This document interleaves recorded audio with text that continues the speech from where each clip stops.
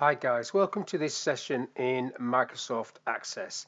In this module, I want to show you how you can use concatenation in a report to link together sentences with access fields.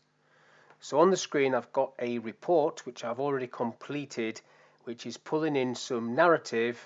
Well done, you have the following scores, and then the actual fields, the scores from the fields coming through for each of these subjects. Now this report is based on this table, so it's basically putting this into a printable report.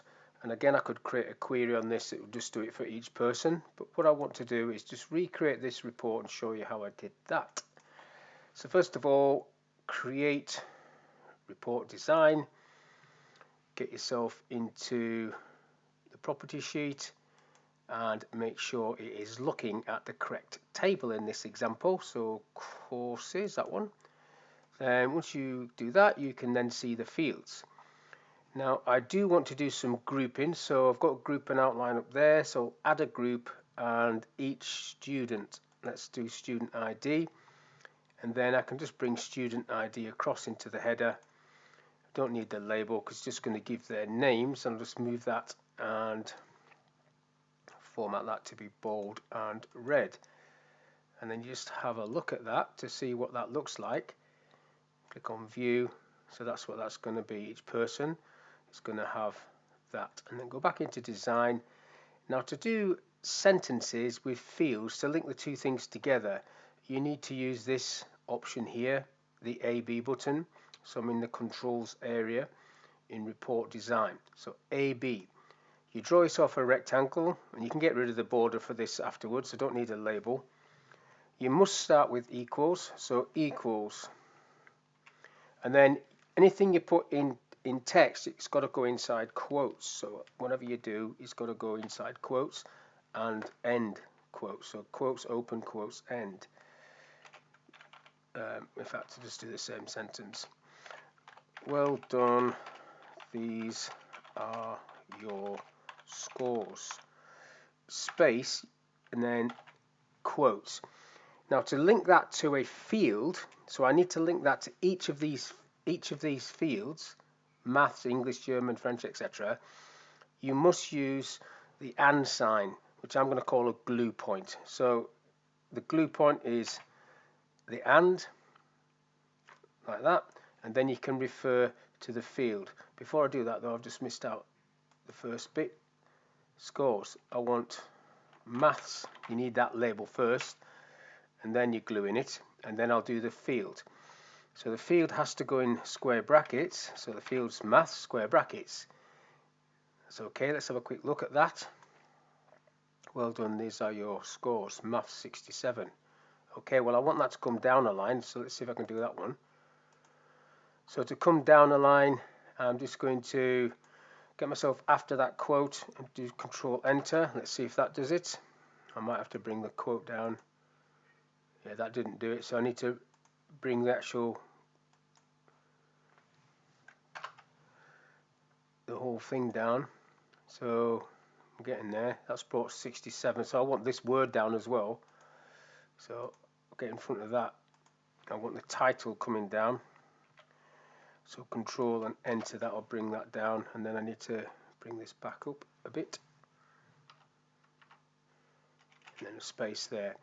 So you do have to spend a little time sorting that out. So that's looking good. So now I can do the rest of it.